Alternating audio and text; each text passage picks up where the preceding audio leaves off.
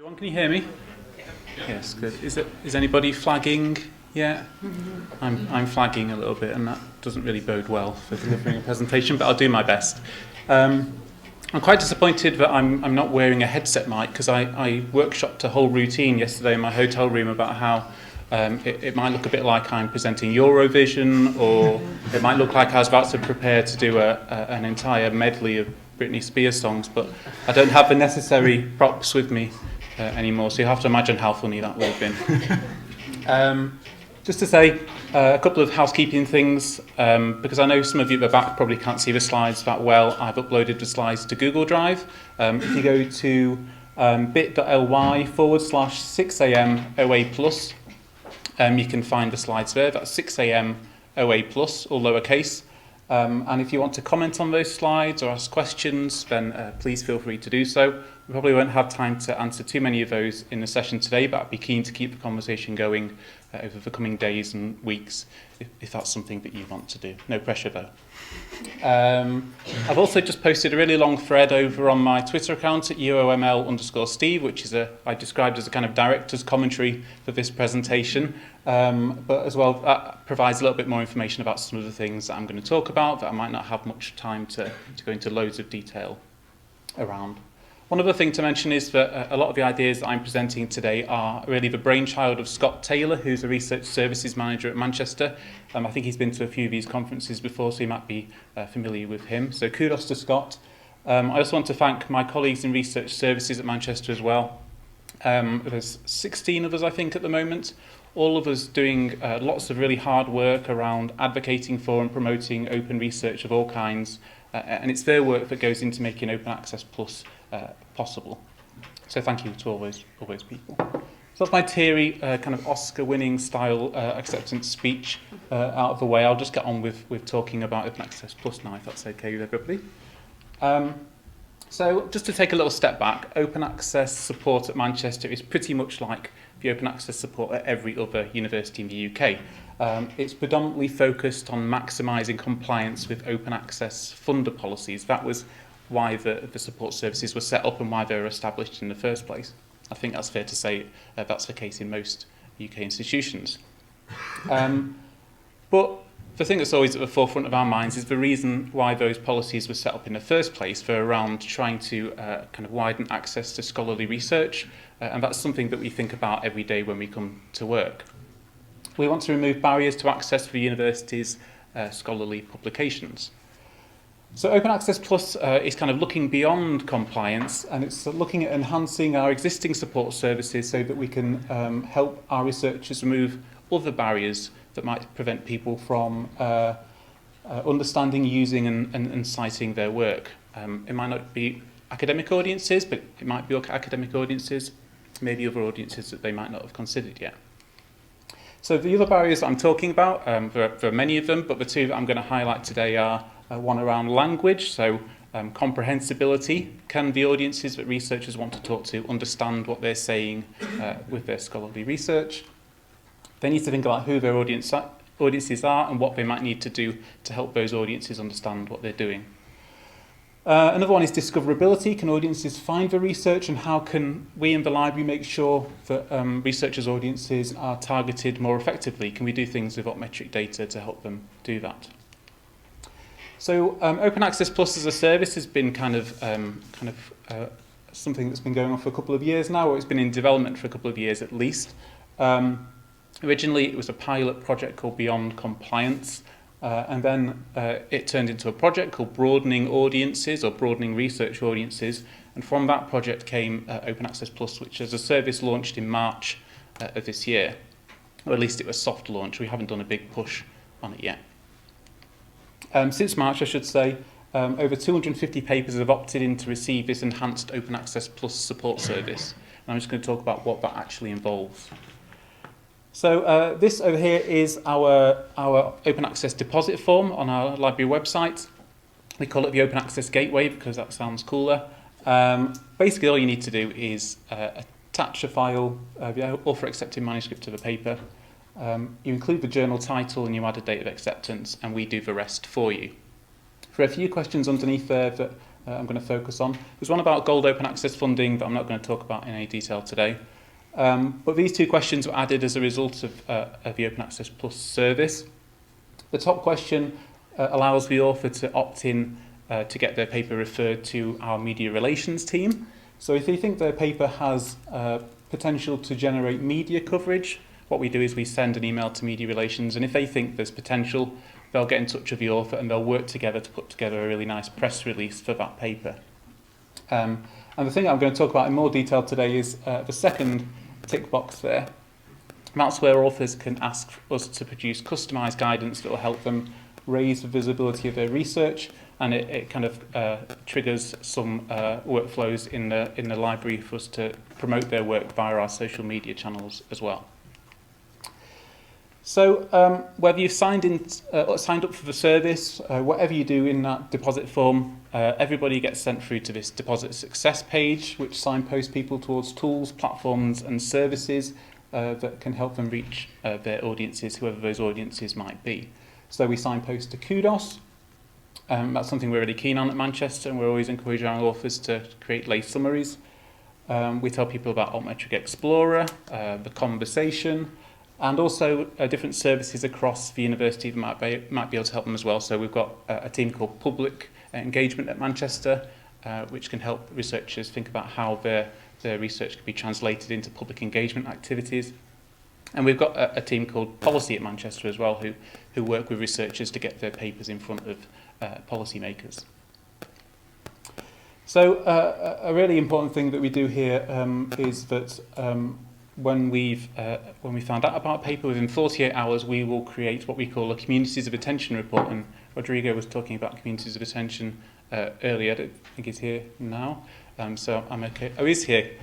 We stole the name Communities of Attention. I think we borrowed, or at least maybe Scott asked you if we could use the name, but we're using it anyway.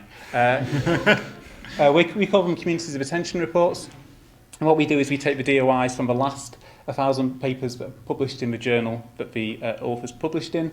We put them through the Altmetric API using a fancy Python script that someone more technically sound than me developed. And that generates a report, a spreadsheet. I should say for journals with a wider scope, we have a slightly different process, but I won't go into that here. But I think there's more information on the Twitter thread. So it creates a report that looks like this. As I say, it's a really basic looking spreadsheet.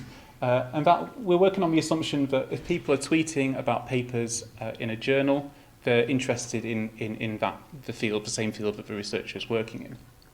So this report shows you the Twitter ID, the number of times they tweeted about papers in that publication set, the Twitter bio from a Twitter account, so it gives you a little bit of contextual information about what they're interested in, and it tells you how many followers they've got as well. This gets sent out to all of the authors that opt into the service, and we've had some really good feedback about this. People are finding it really useful for kind of developing a network of contacts, finding out who to follow if they're fairly new to social media, and kind of helping them discover research that's going on in their field and maybe adjacent fields as well. Just as an aside, we've worked with comms and marketing to help them target their promoted tweets to kind of more specific audience groups. And that was really useful back in 2016. They spent something like £1.15, I think, per engagement on promoted tweets for some promoted tweets they were doing as part of their work. And then the following year, after we'd kind of stepped in and helped them target those promoted tweets a little bit better using these community attention reports, that cost per engagement went down to 15 pence per engagement, which is a really, really good result. So, after we find out about a paper, we send out the Communities of Attention report, and then we wait for a paper to get published. We use a tool called OACP, which is something we developed in-house, and that queries Crossref on a daily basis. So once a paper is published, we usually find out within a couple of days of that happening. Once we find out that an Open Access Plus paper has been published, a paper that's opted into the service, we'll create a really long, sometimes, but preferably not, tweet thread, bringing together everything that we know about the paper. We use all of the university systems to find out everything we can about that piece of research, and we put it all in that Twitter thread. So that Twitter thread includes things like a link to an open access version of the paper, links to any available research data that's been deposited, a scholarly summary of the paper. I don't know if you're familiar with scholarly, but it's a tool that uses artificial intelligence to kind of take out really kind of useful snippets from long-form research articles. So we kind of have a look at the scholarly report. We'll take out really interesting bits from the paper and include that in a tweet thread as well to help people understand a bit more about what the paper's about. We'll link to any further info about the research projects and related work. So we use Pure at Manchester, and we kind of gather a lot of information about research projects, and we can surface that in a few different ways. We'll link to any metric mentions of note as well. So if it's been mentioned in any news articles or blog posts, we can add that there as well. And we tag potentially interested accounts at the end, which is a slightly more contentious thing that we do, and I'll talk about that in a second. So this is an example of a tweet thread that we've done. We use quite a lot of emojis in our tweets. We try and make it look like we're not a bot, because we're not. There's somebody actually going in and making these tweets on a daily basis. And as I say, we try and fit as much of that information into a tweet thread as we can. At the bottom of this thread, what you can't see here is that we usually include a tweet that says, according to altmetric data, we think this paper will be of interest to, and then we tag in a group of authors who are included in the community's retention report that we generated before that. We're basically saying to those people, we think you might be interested in this paper. Here it is. And when we started kind of doing this, we thought, is that spamming? I think that might be spamming. But the feedback we've had has been really good. People say, yes, I'm interested in that, thank you. Or, how did you know that I might be interested in that paper?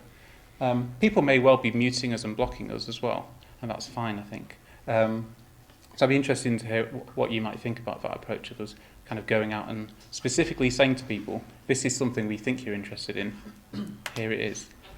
We've had some really good feedback, as I say, not just about that particular element of the tweets we're doing, but people who are discovering research and telling us that they're going to cite papers they probably wouldn't have found if we hadn't tweeted them on our account. So once a paper's been published, we'll do all that work, and we'll tweet the thread, and then we'll keep checking back on Altmetric Explorer to find any future mentions of a paper. Once a paper's just been published, there's probably not going to be much on Altmetric Explorer talking about that research, but over the weeks and months that follow, it's more likely that we'll have stuff that we can link into that Twitter thread. We always find it really useful to include press releases, because they provide quite a really accessible summary of the research, and that's something that people respond to quite well. So Open Access Plus also feeds in some reporting that we do. I won't go into loads of detail about this, but we now do biannual metrics reports that we send out to all the schools. And these reports also have an element of them that is built on altmetric data. So we tell our schools about how they're performing against their counterparts at other universities on a school level. So this example here, you won't be able to see it at the back of the room, but our School of Arts, Languages and Cultures is at the bottom in terms of performance with in regards to research communications, and that's something that is kind of widespread across the university. It's something we're really not very good at, sharing our research and communicating about our research, or at least it appears that we're not very good at doing that. And there you go, we're at the bottom. It's a sad face. To find out more about those metrics reports, there's a Medium post that's linked to from the slides. If you have any questions, I can pass those on to our metrics people. But those reports are also kind of stimulating some thought about where we can go next with this. What can we do to find out about what those institutions are doing so well? Why are we struggling so much to keep up with what they're doing? And can that form the basis of training that's offered at the university? As I say, Open Access Plus isn't going to improve how we communicate about research across the university overnight, but I think it is starting to make a little bit of difference. We're seeing behaviour changes across the university. People are retweeting and engaging with the tweets that we're doing. They're following a similar format when they're tweeting about their own work. People seem a bit more confident about tweeting about their own work, and that's a good thing, I think.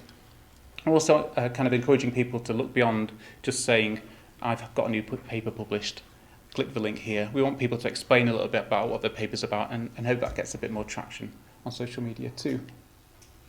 So next steps, those reports that have been sent out recently will probably drive up the number of opt-ins to our service, and we've got to think about how we scale up the service going forward. It's quite a manual process at the moment, but we're looking at how we might automate some of the processes that we have in the workflow. We want to analyse those metrics, as I say, to try and work out what our competitor institutions are doing and why they're so much better than we are. A lot of that's going to be around building training around those insights and looking at how we can improve the situation. And as I say, we're going to scale up. One other thing I wanted to mention is that those communities of attention reports have had some good feedback, but we haven't had much qualitative feedback, really. We don't know how people are using them and what they're doing with the insights that we've been able to present them with. So that's all stuff that we can think about going forward, and I'd be interested to hear how you think we might be able to improve that offer. But I'm going to stop talking now. Okay, and there's some links and stuff as well. Thank you.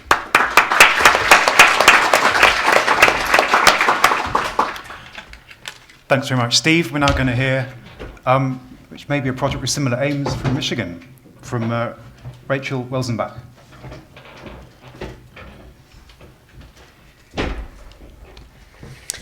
Hi, I'm Rebecca Welzenbach. I'm the Research Impact Librarian at the University of Michigan Library, and I'm the very last person to talk at you all today. So I'll try to keep the energy up. And I'll be sharing with you my thought process towards developing a sort of template for talking to researchers about their scholarly impact, their research impact. And the idea here is to sort of be able to get beyond whatever their existing level of knowledge or expertise is, and also whatever sorts of attitudes and assumptions they might bring to the table. So I want to tell you a little bit about my job, just to clarify where I'm coming from a little bit. I have sort of a unique role, I think. Most of the folks that I've encountered in the UK who are in libraries and have research impact responsibilities have as a central part of their role creating or assisting with the creation of and evaluation of metric reports that are either part of the REF process or something similar, very formal reporting capacity to fulfill required reporting. Most of the research impact librarians that I've encountered in the United States, not all, but many, are in health sciences libraries and really focused on evaluation of biomedical research.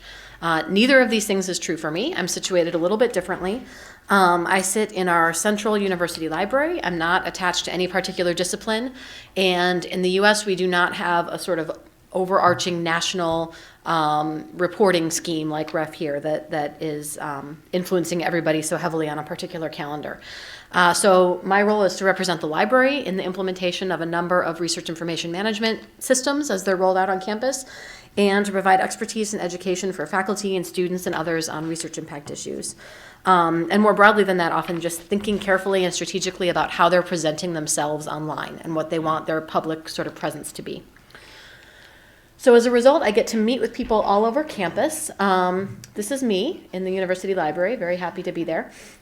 And all of these orange stars are just examples of where and when I get to meet with people about any kind of research impact issue, folks in all kinds of different roles. So up here, we've got our health sciences library, where my colleagues who are informationists and real experts in medical research work. Here's our graduate school, where I've worked with graduate students exploring their sort of public persona and what public engagement work looks like for them.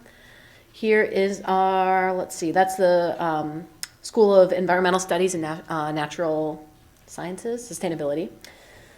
Our Institute for Social Research, where they're doing a lot of assessment on sociology and psychology and why people do the things they do.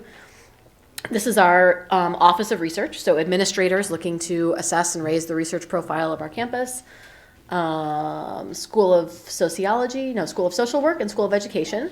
So graduate education, but folks on sort of a more professional kind of track, not necessarily going directly into higher education and research careers. And then way down here actually is our university press. So all kinds of stakeholders in these conversations, and I've gotten to be in touch with all of them. As you can imagine, these conversations are quite unique. Sometimes it feels like each one completely stands alone, depending on whether I'm talking to a first-year graduate student in the School of Social Work, a vice provost in the Office of Research, or the acquisitions editor acquiring monographs on theater historiography. Very, very different kinds of conversations. But as I accumulate more of these conversations, I'm starting to see them fitting more and more into a kind of matrix, or into one of these 4 quadrants. This is a little bit hard to read, but people tend to bring to the table a particular persona, and it's not always the same one, but in a given context of a kind of consultation or conversation about research impact, they're coming with a few different things, but they're somewhere on this axis, the x-axis, of either feeling really strongly that metrics are vital and important and can solve all the problems that they have about communicating about their research, or that they're just really meaningless. And then likewise, they may be coming from a position of, being very familiar with, they know that there are ways to talk about their work. There are ways to measure the impact of their work, or that are assumed to work. Or what this says down here, it's cut off, I'm sorry, but it says nobody knows how to measure this. There are lots of folks down in this area, whether it's that they're writing monographs, whether it's that they've done some kind of digital visual arts project that is not indexed or made available in any kind of typical way like we would see for a journal article, a digital scholarship project, or even things like public engagement, different kinds of activities outside of formal publications. So I've seen folks kind of fit into these 4 quadrants, and I'm being a little bit playful here, so I hope everyone will take it in the spirit in which it's intended. But up in this quadrant is a persona that I'm calling the machine. This is somebody who brings the assumption that research impact metrics really communicate something meaningful about their work. They should be monitored closely. An increase in the numbers is a good sign. It means they're doing what they should do. Somebody in this quadrant is likely to come in with a question like, how can we increase our impact factor? Or I see that 20% of my publications have a score of at least this much, and they're in the top this percentile, very, very focused on exactly where they fit in the numbers, and that must really signal something really important about their work. Moving over into the quadrant of many known measures available, but metrics are meaningless, is a persona I'm calling the cynic. This person might say something like, everyone knows the journal impact factor is flawed and can be gamed, but well, we all use it anyway, and everybody knows this. The assumption is that metrics are flawed. We all know they're sort of broken, but there's no getting around it. And if I want to get on with the work that's important to me and keep doing what I like to do, I might as well just play this game and get it over with. The third quadrant I'm calling the resistance, and I've chosen that name with care. This is somebody who has a lot of doubts at best about research impact metrics, may sort of actively assert that they are meaningless and counterproductive. Part of the reasoning here is that they're likely to be working in an area that is not well served by the existing metrics that they've heard of, and so they don't quite know how to translate their work into this space. Often the assumption is quite a defensive one. You don't understand my work, you just want me to conform, to do what you want me to do. And they might say things like, my work cannot be quantified, or we must push back on the rampant neoliberal culture of the university. So the name resistance, I chose it because there is a sort of moral stance implied there, and that's often what I find in these conversations. Somebody comes in and they're feeling defensive that they're not being understood, but they're also feeling like, I'm really going to stand my ground against the onslaught that is coming against me. And that's an important feature of that conversation, even when it's silent, is very, very loud in those conversations. And finally, a fourth sort of box here is something I'm calling the gatherer. And this is somebody who is excited about the possibility of understanding and assessing their research, but isn't quite sure how to do it. They might say, tell me all the things that we can count. Just tell me everything, and then I'll pick and choose what I think fits. Or we have this and this and this and this and this, but do any of those really show impact? We better keep looking for something else. The key assumption there is I haven't quite found something that explains my work, but there must be an answer. Let's keep digging, let's keep adding, let's keep accumulating more. I've run into this with folks who are often doing these new forms of scholarship, or folks who maybe have a website or a digital project and they want to know how Google Analytics can help them report on their work, and they want to know everything that Google Analytics can do. And we don't have that much time. So this category, the gatherer, has been a really, really fruitful one for me because these folks are hoping for a clear answer. They're eager to engage. They want to understand, but also they're sort of by definition, have to participate in a thoughtful process because there is not an obvious answer for them. So here's another piece of work from the Detroit Institute of Art. This painting is called The Nut Gatherers. And I kind of love these little girls because, I mean, how would you know that they're nut gatherers? What are they up to? They're sitting here. The one girl to the right with the dark hair has a little handful of nuts. But as I was looking through art and paintings of gatherers, gleaners, harvesters, trying to find the right sort of artistic illustration for this concept, this is so unique. Usually it's rows of people with baskets and bags, and they're in the field, and they're doing something very systematic and difficult. And these girls are here, and they're like, well, do we have enough nuts? I don't know. I can't really carry any more. Are we going to eat them? I'm not sure. They're just like happy to be here, but they maybe don't have a good plan.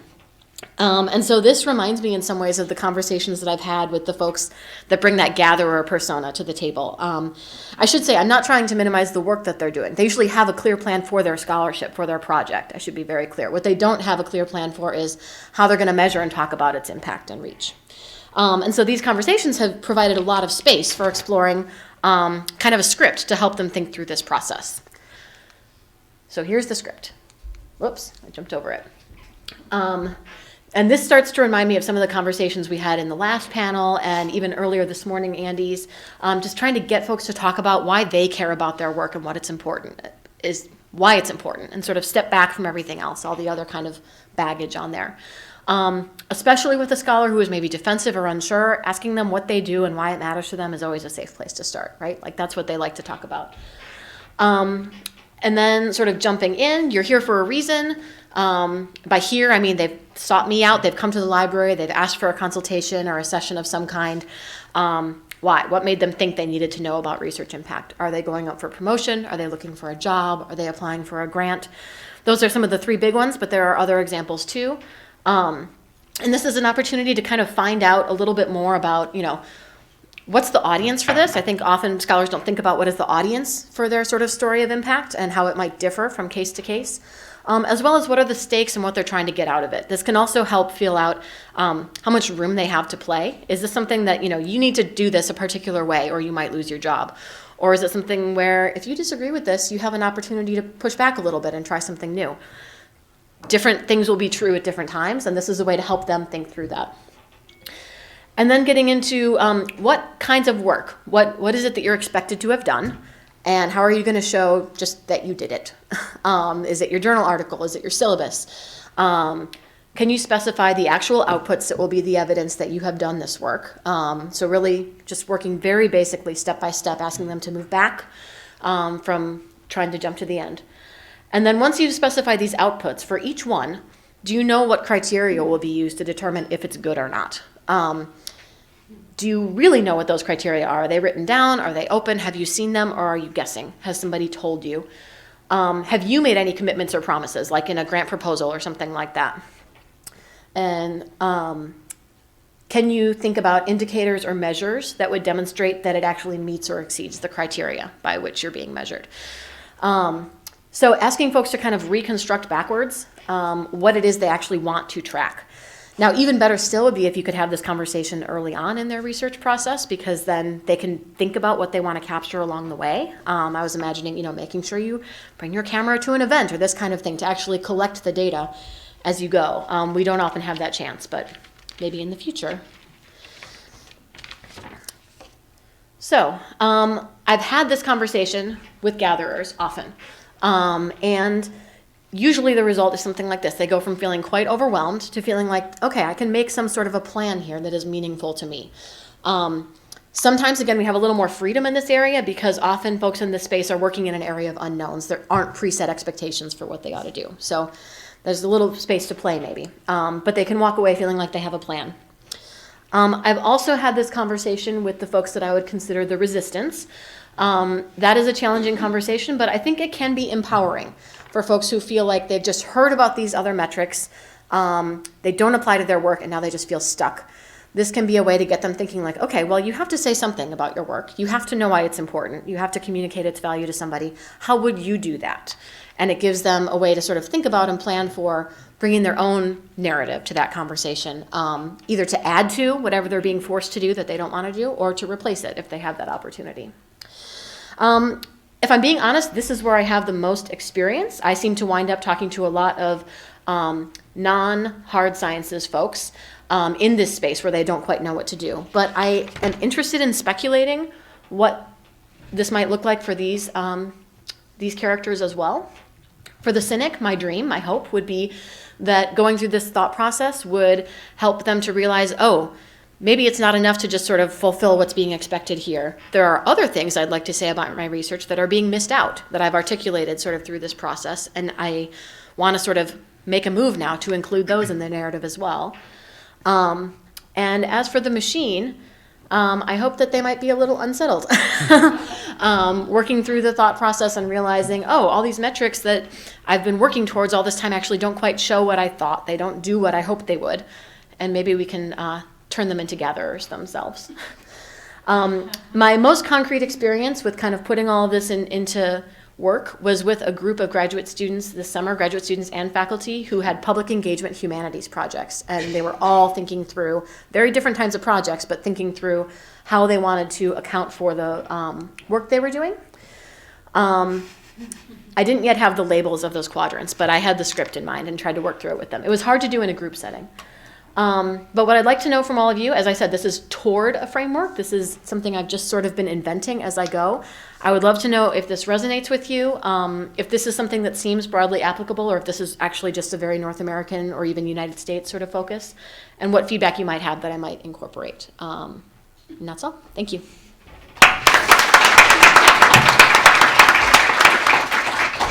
Can you bring the clicker? Yeah.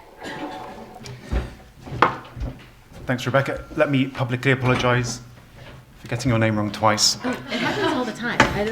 Who here is named Rachel and gets called Rebecca every day? Anyone? Okay. So I think actually that closing question is a good place to start. Could you take us back to one of your quadrants? Sure. Maybe don't know whether it's better to the, yeah. Should we go through each of the quadrants to see which of these resonate the most with people in the room? Do you want to guide us through them? Sure. Okay, so we started in the upper right, quadrant 1, if I remember middle school math correctly. The machine, so someone who is very comfortable in this space, actively just working to increase their sort of metric indicators. The cynic, someone who is very familiar with this environment. Should we have a show of hands for each one? Sure. Like who's Machine. met Who these knows a people? machine? A couple. 2 or 3? What quadrant? Quadrant run. Machine. Or who is like that? Oh, either. That's round 2. Any. Okay, I saw a couple hands. Not too many. A cynic. I feel like we might know a lot of cynics. Yeah. This is the person who is very familiar with the metric landscape, has their doubts about it, but kind of plays anyway because they just want to get it done. The resistance. Okay. Where are those folks sitting? In the humanities, I think a lot of times. But other places, where are the hidden resistance? It's also maybe an age thing, right? Interesting. Okay. I've been talking to editors a lot, and for example, older editors say, "Oh, metric, hey, I'm not on Twitter, so." Yeah, I've heard that too. And then finally, the gatherer, folks who kind of want to figure this out, but they're doing stuff that is maybe not easily quantified, so they're just trying to figure it all out as best they can. I see a couple of hands, a couple of nods. Okay. Cool. Can I ask Steve? This is an amazing conceptual framework. Thank you. I mean, this is a lot of mental work. Thank you for sharing it. Steve, do you have an observation of the people you talk to? Where do they lie on this? Yeah, it's interesting. So lots of the people that opt into the Open Access Plus service, can you hear me? Yeah. We think know a little bit about altmetrics, but don't really know what you can actually do with them. They'll have seen the donuts on publisher websites. And I think by putting together those communities of attention reports, we're kind of opening their eyes to what insights you can get from that data. And I think lots of people don't realise that you can kind of drill down into the qualitative stuff in altmetric as well. And I think they see the number of people who've tweeted about their work and they think that's interesting. But what they don't realise is that you can go in and actually read what those people have said. And we really want to encourage our researchers to think about getting involved in those discussions, figuring out what people are saying, and what that might mean for their research going forward. That Cool. Any follow-up questions? Don't be shy. Do you want to go over to the mic?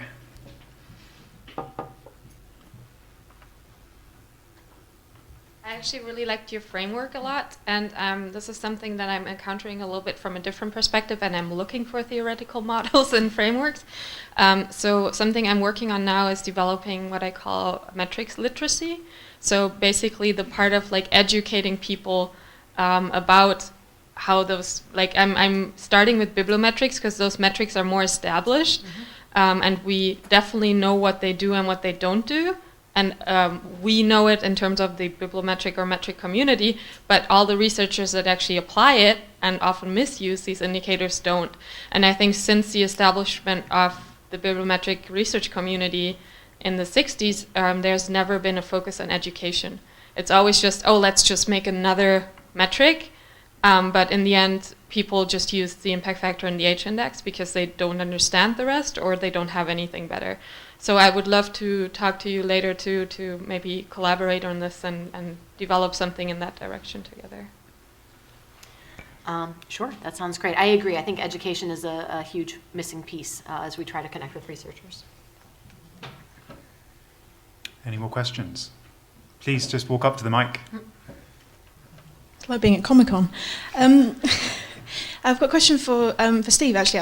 I was wondering, when you were talking about how you form the sort of the tweet streams and things like that, I was wondering if you've noticed if it's having an effect on the academics engaging in social media and communication of their research for themselves, because it sort of occurred to me that if you provide a service for academics, it's like, oh, the library will do that for me, so I don't have to anymore.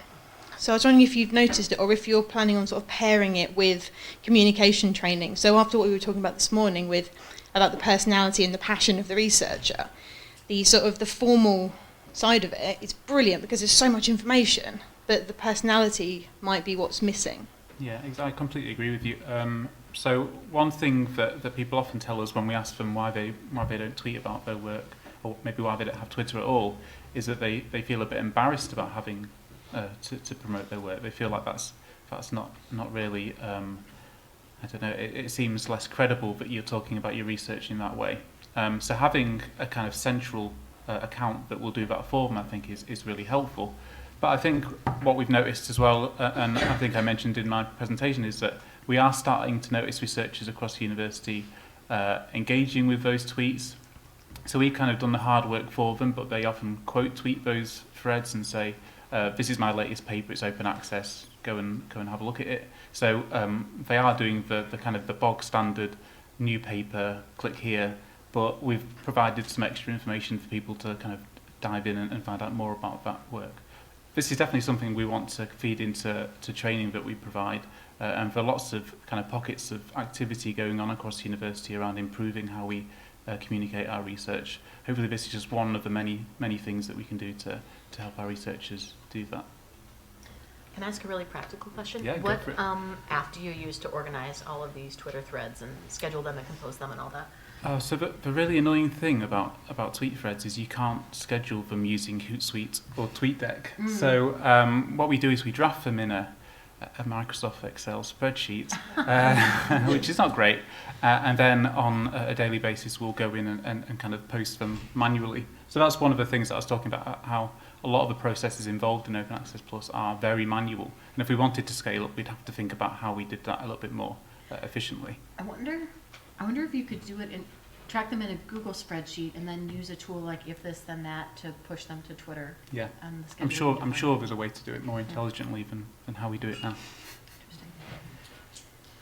This is a question, I think, more for Rebecca, but I'm looking at the resistance, which is something I encounter a lot, and it sounded like you encountered that a lot, especially with humanists, and I found that a lot of their resistance isn't so much to the measurements and some of the traditional ways we're doing this and the methodologies, but more so into the infrastructure, because their type of work isn't really built into the infrastructure. And so I'll sit down and I'll have a consultation or do some sort of workshop, and then come to find out they're doing all the right things and it's still not working. Mm-hmm. And this is maybe a bigger question that we're all trying to solve right now, but I don't know what you do in those types of circumstances to say, no, please don't keep getting defensive. I just showed you all these things, and I want you to be empowered, but I don't have the solutions to the world problems. Sorry. No, that's really important. That's something we've struggled with at Michigan a lot. I mean, Mike knows. Where did Mike go? Is he here? About trying to get our books into dimensions and all of that sort of thing. It's an ongoing project to sort of get book metadata to work the same way that journal metadata was. They don't work in the same ways, and they don't feed into the systems in the same ways, and it's really, really challenging and can be quite embarrassing. My former boss, who has a habit of sort of doing things live on stage without testing them, has on more than one occasion walked up to the front of a room, said, authors, great news, altmetric tells you things about humanities works that you can't see in other systems, and then bring somebody up in altmetric and they're just not there because he didn't look ahead of time, and it's really embarrassing. So I don't have a great single answer to that, other than that, yes, I agree. I think it's a problem that everyone is becoming increasingly aware of. As publishers, and especially university presses, get better at assigning DOIs to books and book chapters, I think this will start to resolve itself a little bit. But I think also part of this conversation is, being really selective about what you recommend to those folks. Don't be like my boss. Is this streaming? Are we still streaming? Hi, Not Charles. anymore. Don't pull something up without checking and then expect it to work for them, but rather know that it's likely not to work for them. Don't promote that as a solution, and try to help them think about something else that will. There's not always a great thing that will work really well for them, but knowing that ahead of time and being sensitive to it going in, rather than accidentally giving them a bunch of solutions that definitely won't work for them, is something I try to be conscious of. Any more questions? Question for Steve. I was wondering, as a library, you take the responsibility to start, for example, this Twitter channel. And did you ever consider a role for marketing and communications also in this whole thing? Or is there a role for marketing and communications? Yeah, there's definitely a role for marketing and communications, and I think arguably they're probably better qualified to do this than we are. There are definitely pockets across the university where marketing and comms are really good at promoting research. But our thinking was that because we kind of see every paper that comes through into Pure, we handle every paper that comes through the open access gateway. That's a really good opportunity for us to promote that work, but also engage with the authors and ask them questions around how they'd like us to share that research more effectively. It really is an extension of the open access work we do, in that where open access is supposed to be all about sharing research more widely, and we're doing that work already, and this kind of work on Twitter, it seems just like a slight extension to what that activity already is. Mm-hmm. Does that answer your question? Sorry, could you give it? Which you also regard as one of the main priorities of marketing and communications, because that's actually what I was thinking as also working for the library, and I was thinking about starting something like this. But then I think, is it actually something that we should do? Do we have enough time, or should it be something that marketing and communication should spend time on? So I understand the logic behind what you just... Yeah. So are we talking about marketing and communications in the library or in the university? Yeah, we only have one department at our university, so... We're very lucky at Manchester. We Okay. have a library marketing and communications team as well. So yeah, I think there are different angles you can approach it from. It might be that you work closely with marketing and comms to improve how they communicate about research. If that's something you don't feel like there are skills to kind of support within the library itself. But it's in our experience, it's something that we've really kind of benefited from, kind of taking hold of and doing ourselves. Okay. Is that okay?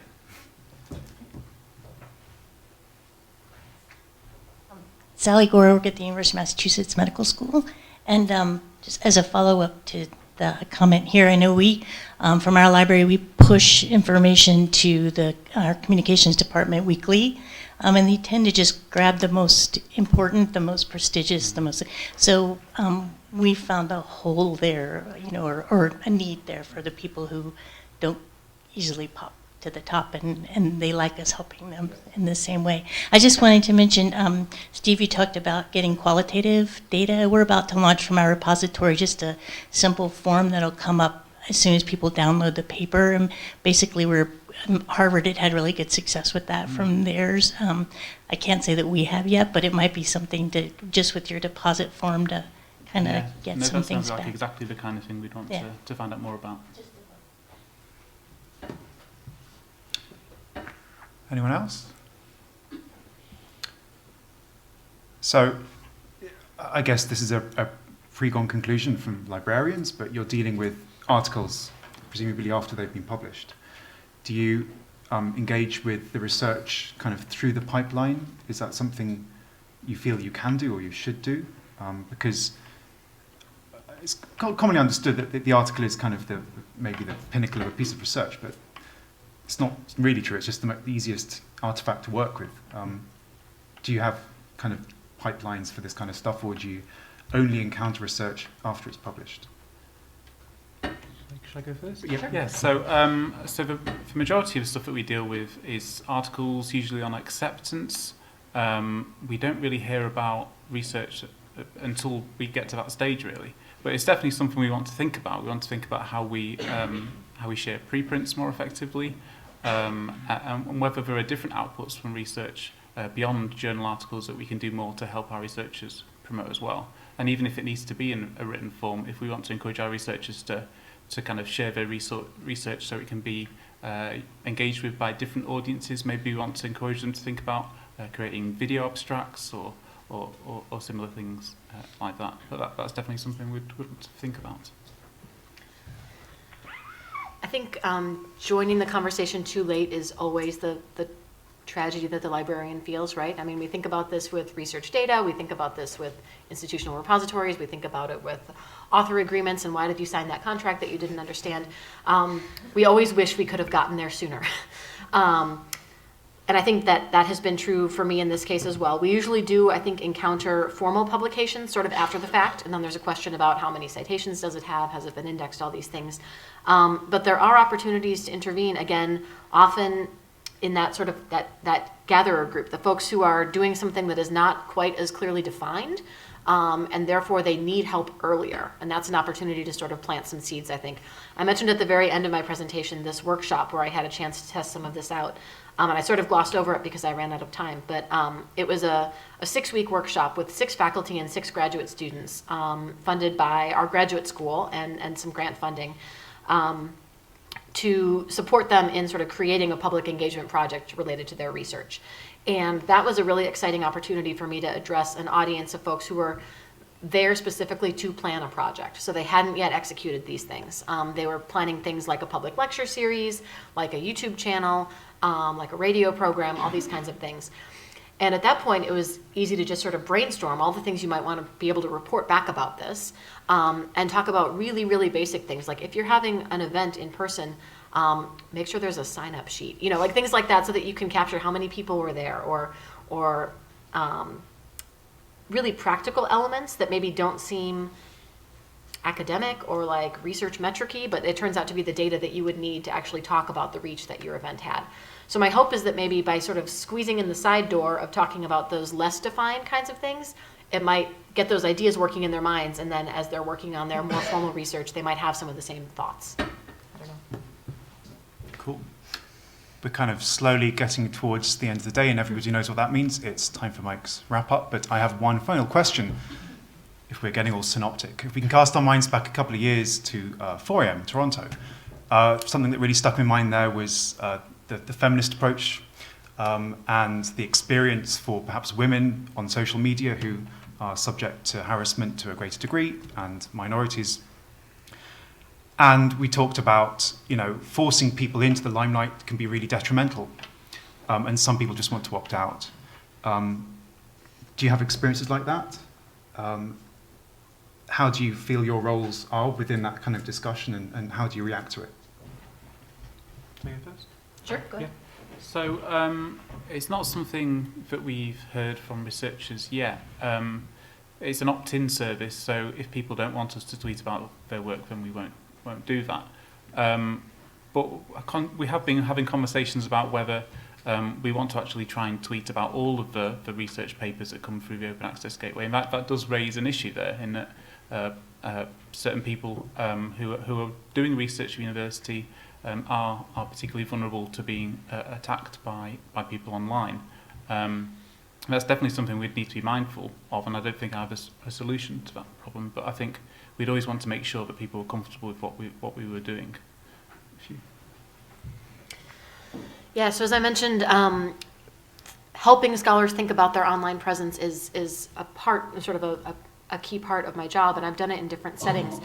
I am reminded of a workshop I did with social work graduate students. I mentioned that audience earlier, and we were doing a sort of conversation about this, thinking through your social media presence, what's your strategy for engaging, and I just sort of asked, who already participates in this? And only one person in the room was like, oh yes, absolutely, I'm always on Twitter and it's super helpful, and it was the only white man in the room. And most of the other students around the table were women of color, and they were a lot more hesitant, whether, concern about what the response to their work might be, or just even very, very cautious about making a mistake or misrepresenting themselves and what that might cost them. So I've tried to incorporate that into the way I approach this topic with students. I don't, and faculty too for that matter, but often my audience for these workshops is graduate students. I don't prescribe anything. I've taken sort of a reflective stance to it. I was really, really glad to see the A to Z summary of social media from this morning, because I have a similar worksheet, but it was much less complete. So I'm glad to have a sort of more comprehensive version now, but I often ask folks to think through, are you engaging now? What are you doing? Are you using it in a professional or personal or scholarly capacity, and what do you want to be doing? Are you on this place because you feel that you have to be, or do you actually really like it? Does it serve you? And sort of inviting people to opt out even. I don't feel comfortable telling them that you have to or should be in this space. I'm trying to give them room to think about what they actually want to be doing and what serves them well. So that's kind of the stance that I've taken. They might hear something else from their supervisor. They might feel that they're under pressure to represent themselves, but I feel like the space in the library can be a space to think about their own values and their own needs and do what works best for them. So I try to present it in that way. Great. Thank you, Rebecca and Steve, for a very thoughtful end. Thanks.